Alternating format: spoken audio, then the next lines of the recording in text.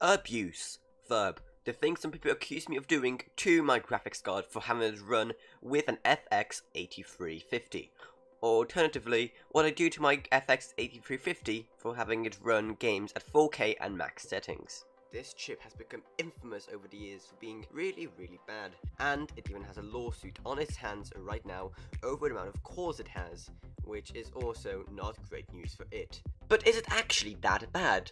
Well, that's what we're going to be finding out today, as we will be putting my actual rig to the test to see how well it actually performs, and to prove once and for all if this chip is underrated or not. So let's just briefly go through what we'll be using for this experiment. We'll be having an FX-8350 as a CPU, a GTX 1080 Ti as my graphics card, and for a RAM, 16GB of DDR3 at 2207 MHz.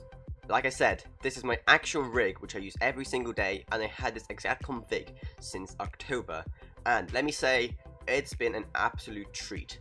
But numbers speak louder than words, so let's go into some experiments, starting with Rainbow Six Siege. As you can see, the results are really promising, with an average of 55.1 FPS, and our maximum being 66.8 FPS. Now, you may notice that our minimums at 22.5 are kind of low, but you have to consider two things. Firstly, it's only for one scene. All of the scenes, the minimums are above 40 FPS. Additionally, when I was watching the benchmark being done itself, I didn't even notice it dropped that low, meaning that it must have been for a really short time. For Honor tells a similar story, with an average FPS of 82.56 and a max FPS even going into the hundreds, which is more than enough for a monitor like mine, which is 4K and 60Hz. But I know how it is, and people will be complaining I'm just using easy benchmarks. Okay, how about something a bit more modern? Shadow of the Tomb Raider. And okay, it's not great, but it's still at a very playable 42 FPS.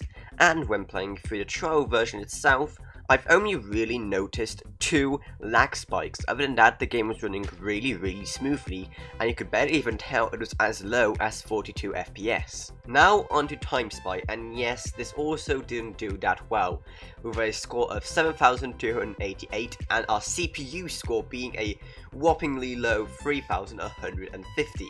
However, this isn't all that bad as it seems, because if you go online, you may notice some really interesting things about the FX-8350 regarding Time Spy. The highest score for our CPU is 11,602, and that's not even with some really high-end GPUs. It's only with 3 980 Ti's, so that record can be really easily broken. Could be a really fun experiment in the future when this channel finally has a budget. Now on to our final benchmark, Superposition, where it got a pretty admirable 9,061 points in 4K optimized. That's especially good when you have a look at the online results. There you'll find that if I were to submit my score would land right in between a result from an i7 770K for 1080 Ti and an i5 8600K for 1080 Ti.